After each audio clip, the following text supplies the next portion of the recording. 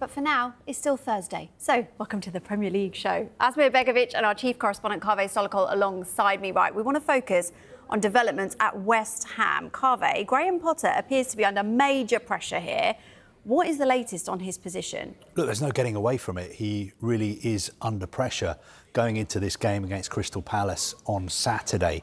And I think the owners really want to see a reaction. They've had 2 home games this season against Chelsea and Spurs, conceded 8 goals.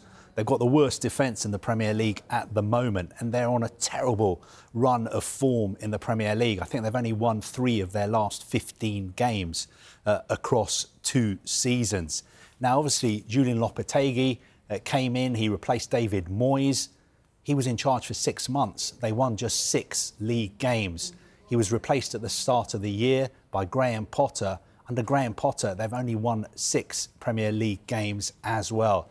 They've got this big game against Palace at home on Saturday. Fans are going to be demonstrating outside the ground before the game. Palace, I think, unbeaten. They've got the best unbeaten record in the Premier League at the moment. After this crucial game against Palace, it doesn't get any easier because they're away at Everton against their former manager, David Moyes. After that, the last game before the international break, they're away at Arsenal. So things really, really need to change because the fans are not happy, the board are not happy, and we heard today from Graham Potter himself as well. He's hurting just like everybody else.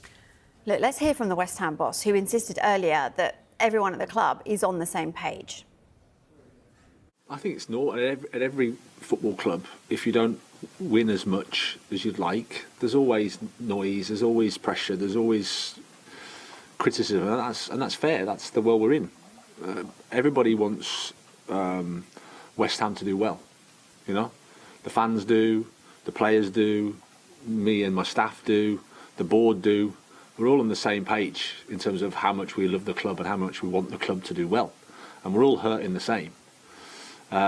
So we have to try to, and we will stick together. We will, because that's part of this club as well. It's part of something really special about this club. But at the same time, you have to hear when there's criticism, when there's feedback, you have to hear that as well and listen to that and think about how you can improve. How has this happened, Kaveh? 2 years ago, they won the Conference League. They're now 18th in the Premier League table. I know it's early days in the season, but how has this decline happened? I mean, sometimes in football, you just have to hold your hands up and say, we made a mistake. And I think West Ham made a mistake because for the second time, they let David Moyes go. If you look at David Moyes' record at West Ham, especially the second time round, he came in, he saved the club from relegation, and they got 3 years of European football. For the first time ever in the club's history that they've had 3 seasons of Europe in a row. They won the Conference League. In his final season, they got to the quarterfinals of the Europa League and they finished 9th. But his contract ran out. A lot of the fans were unhappy with the style of football that was being played. But I think it's a case of be careful what you wish for, because they replaced him with Julian Lopetegui. That didn't work. Now they've replaced him with Graham Potter. The one thing I would say in Graham Potter's defence, obviously this is a very, very big job. And under David Sullivan, the chairman at West Ham, he's been historically very reluctant to sack managers. I think ever since he bought the club with David Gold 15 years ago, they've only sacked 5 managers. The other managers who've left, like Sam Allardyce and David Moyes, it's been because their contracts have run out. So historically, perhaps it's good news for Graham Potter that he's got a chairman who in the past has been pretty patient when results and performances haven't been great. Asmir, what do you make of it? We were chatting in the break, with you as well, Kaveh. Did they make a mistake with Moyes? Well, I think if you look back, they've made a massive mistake in letting David Moyes go. I think you stick to your guns, and I think if you look at the results and what he achieved, you have to try and keep him at the football club. And obviously they decided not to, which has proven to be a big mistake. But when you look at the situation now, Kaveh, and I would like to ask you, is you've had David Moyes. There was a lot of complaints that he was too pragmatic and maybe the football wasn't as exciting, which for me was a false interpretation of that. But the results were there. You then get Lopetegui, that's not a fit. Now you get Graham Potter. he's a forward-thinking, attacking sort of coach who wants to play possession-based football. They backed him in the window. He's only had one game with this new squad, in a way, after all those signings. Who would you go for? Do you change styles again? Do you confuse the players again? What would be your interpretation of who they actually go for and what sort of change they go for? I think to be the manager of West Ham, you need to have a big personality because they are a big, big club in London. They've got a massive fan base, a fan base that is very, very passionate and opinionated. And their stadium, a lot of the fans are not happy with the stadium, but their average attendance of 61,000, that is one of the best in Europe. I think they are one of the few members of an exclusive club in European football who get more than 1 million fans watching their games at home every season. Their average attendance, I think, is bigger than Liverpool, it's bigger than Arsenal, it's bigger than Spurs, it's bigger than Atletico Madrid. So they do have a very, very passionate fan base, but there are people at the club who are pulling and pushing in different directions. And I think it works best when you have somebody like David Moyes, somebody who's got that personality, that character, who just comes across as being the main man. He's in charge. What he says goes. If other people are saying to him, oh, you need to sign this player, he can say, no, I don't want that player. We're not going to sign him. So you need somebody who's got that personality, that strength of character.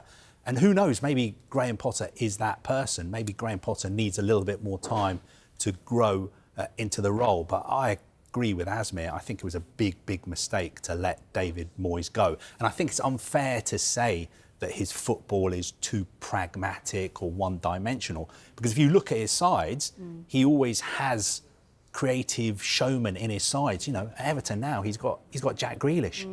If he was managing West Ham, I think there'd be a good chance that Grealish would be wearing a West Ham shirt. Paqueta, for instance. He's always had these kind of players in his sides as well. He's not a boring, rigid, pragmatic manager.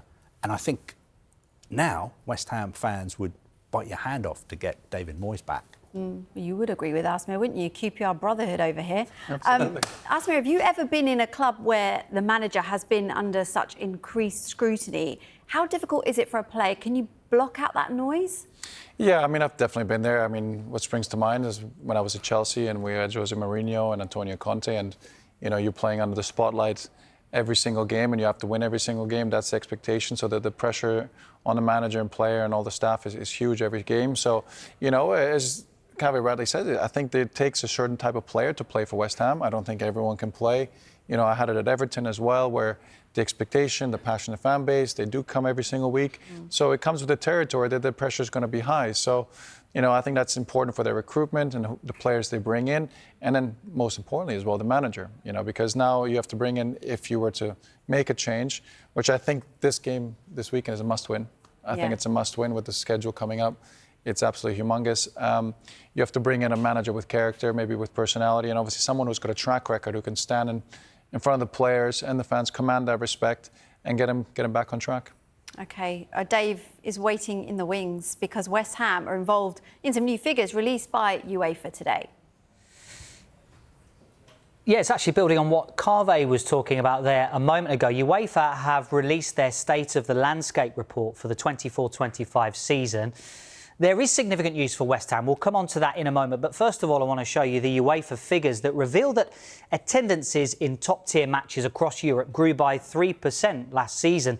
In total, 240 million supporters attended club and national matches across the continent. This is great news for the Premier League. The results show that the Premier League has the most attended league with 15.3 million supporters going to games. Bundesliga and Serie A second and third, with La Liga in fourth and Ligue 1 in fifth position. And UEFA have also ranked clubs on attendance as well. Manchester United, top of the table there. 1.4 million fans attended Premier League games at Old Trafford in the 24-25 season, just showing the attraction of the club despite misfortune on the pitch at the moment. And if you add in domestic cups and expanded European competition, that figure for United actually rises above 2 million, so more than 2 million fans going to Old Trafford in the 24-25 season. Significantly and interestingly, the second English club on the list is West Ham United. Now, Despite criticism of the fan experience at the London Stadium and the difficult home form as well of the team, as we've been talking about tonight, 1.187 million people attended home Premier League games at the London Stadium. On average, the ground is at 97% capacity. The fans are coming. The players now need to do the business on the pitch. West Ham are making it into UEFA's 1 million club.